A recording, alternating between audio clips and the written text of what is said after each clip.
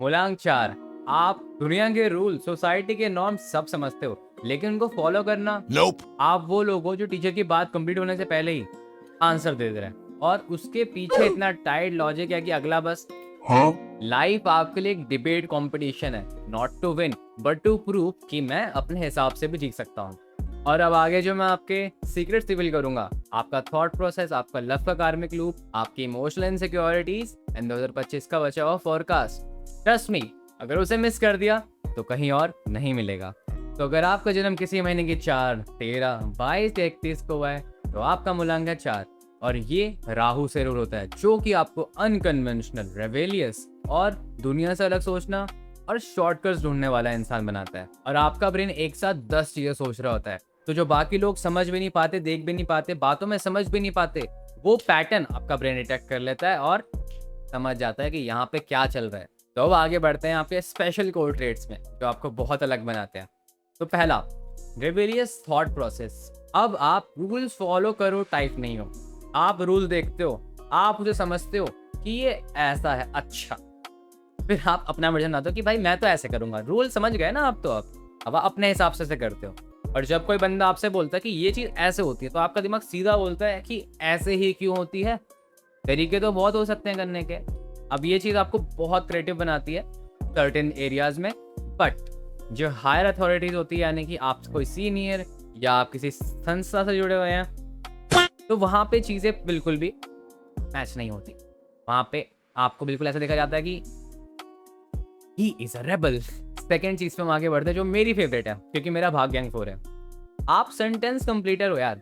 अब आप अगर किसी से बात कर रहे हो तो आप उसका फ्लो पकड़ के, उसकी बात करने का तरीका पकड़ के समझ चुके हो क्या बोलने वाला है और उसके बोलने से पहले वो कंप्लीट कर दे रहे हो। अब ये चीज आपको डिबेट में बिल्कुल अनबीटेबल बना देती है, क्योंकि आप बंदे बोलते बोलते समझ जा रहे हो कि ये अब आगे क्या बोलेगा, तो उसके वो सेंटेंस, वो पॉइंट रखने से पहले ही आप उसका काउंटर रेडी कर चुके हो। ले, अब इसी में थोड़ा और डीप जाते हैं। आप आर्ग्यूमेंट में ना बहुत काम लगते हो, बट आप अंदर से बिल्कुल इतना डीपली उस चीज को समझ रहे हो कि बंदा क्या बोल रहा है, कैसे बोल रहा है, क्या बॉडी लैंग्वेज है, क्या टोन है। आपके दिमाग में एक सार कदम चलता रहता है कि इसने ये बोला है, अरे इसको ये गोली देनी है, ये बोल रहा है, इसको ये सुना दो।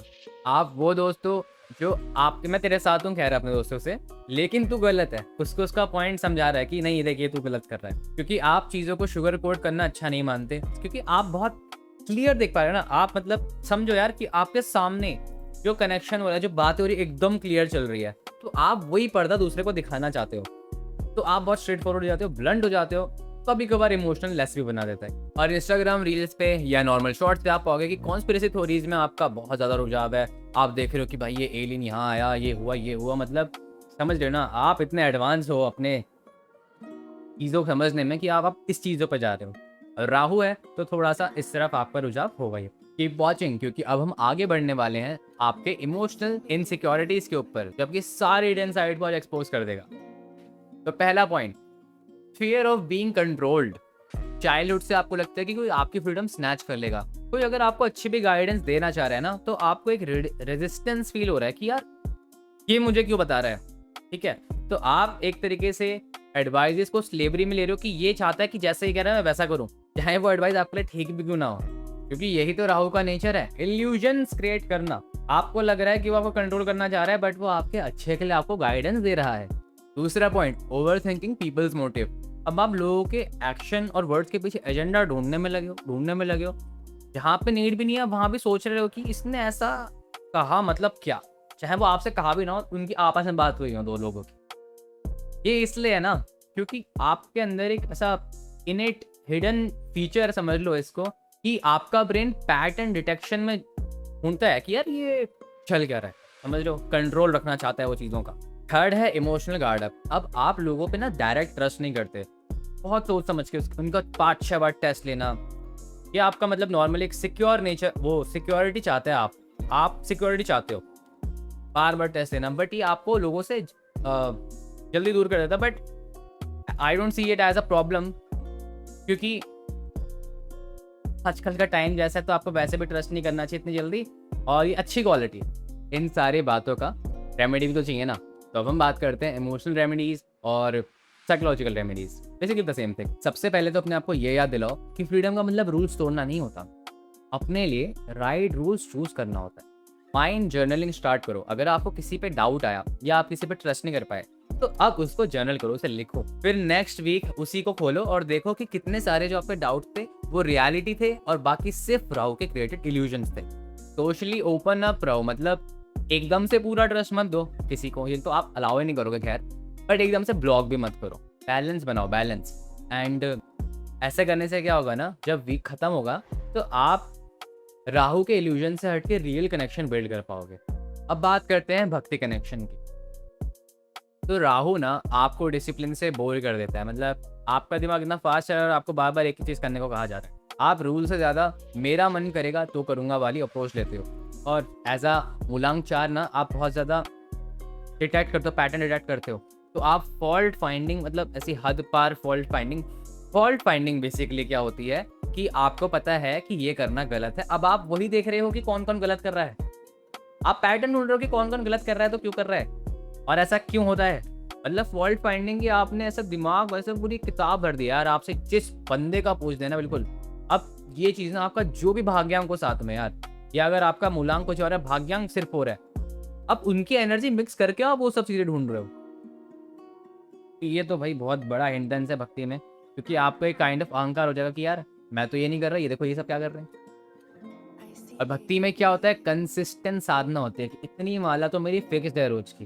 अब जो मेरा मन करेगा अप्रोच होगी ना, तो फिर उसमें हम वैसे ही रूल तोड़ने वाला नंबर लेके आए हैं और फिर हम चीज़ों में लूप होल निकालेंगे, शॉर्टकट ढूंढेंगे, जो कि आपके प्रोसेस को स्लो कर सकती है। अब आपके लिए अफर्मेशन रेमेडी ये है कि अपने आप को बताओ कि मैं अपनी बुद्धि से शास्त्र का अध्ययन करूंगा, उनके नियम समझूंगा और फिर प्रेम से उनका पालन करूँ। सेम चीज़ है। अब जब आप ये बार बार बोलोगे, हर दिन बोलोगे, तो आपका ब्रेन उस पैटर्न को एक्सेप्ट करेगा कि अच्छा ऐसे करता हूँ मैं, और फिर आप सही डायरेक्शन में आगे बढ़ोगे।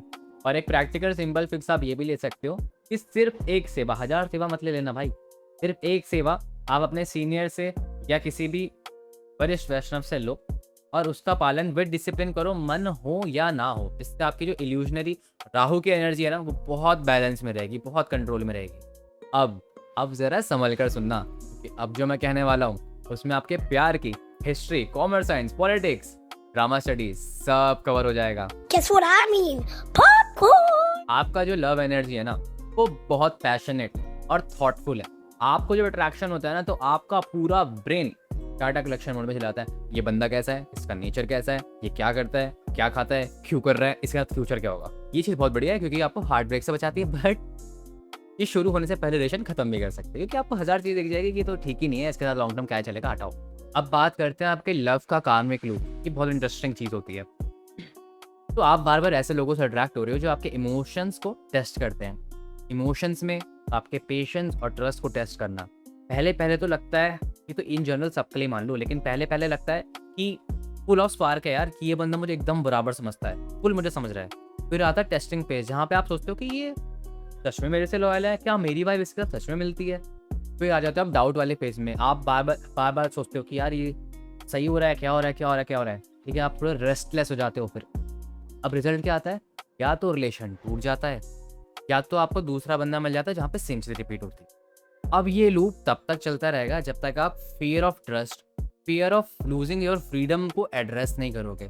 राहु बार बार आपको ये टेस्ट एग्जाम देते रहता है ताकि आप समझ सको कि कौन सा प्यार असली है और कौन सा सिर्फ evolution.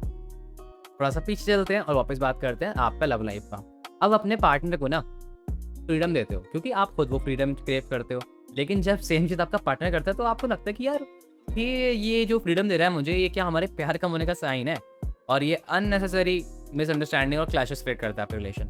Now when you love the right person, तो क्या होता है, जो आपके अनप्रिडिक्टेबल मूड्स एंड थॉट्स को समझता है, अगर ऐसा कोई आपको मिल जाता है, तो अब आप उनको अपने अनकन्वेंशनल थॉट से उनको इंस्पायर करते हो।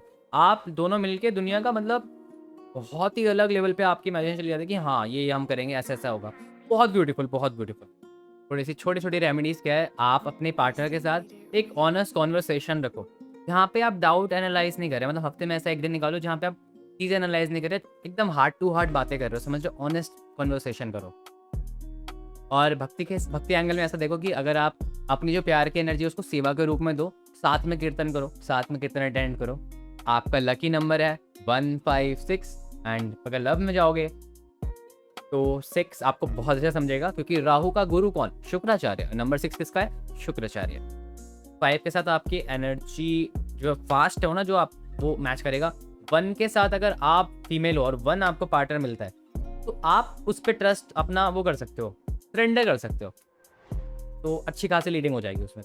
अच्छे दिन आपके लिए हैं मंडे एंड थर्सडे और लकी कलर्स आपके लिए हैं ब्लू एंड ग्रीन। अब 2025 के फॉरकास्ट में ज़्यादा कुछ नहीं है। आपके पास अनकन्वेंशनल आइडियाज़ आएंगे जो आपको हर साल ही आते होंगे। अगर आप उनको एग्जीक्यूट कर रहे हो तो पेशेंस रखो, पेशेंस रखो, शॉर्टकट्स मत लेना, नहीं तो चीज़ें आधे रास्ते में रह जाएंगी। लव में क्लैरिटी मिलेगी आपको अक्टूबर के बाद। कब? जब आप अपने आइडियाज़ ओपनली डिस्कस करोगे विदाउट फियर। उलांग 4, आप वो लोग हो जो रूल्स तोड़ के अपने रूल्स बनाते हैं, लेकिन लाइफ का रियल फ्लेक्स क्या है? जब आप समझोगे कि कुछ रूल्स तोड़ने के लिए नहीं, जीने के लिए होते हैं। और हाँ, जो बातें मैंने अभी बोली ये आपका सीक्रेट मैनुअल है, इसे सोच समझ कर यूज़ करना। वीडियो अच्छा लगा तो डिबेट छोड़ के सब्सक्राइब कर देना, नहीं तो मिलते कमेंट सेक्शन पे। राधे श्याम, निताई गौर, हरि बोल।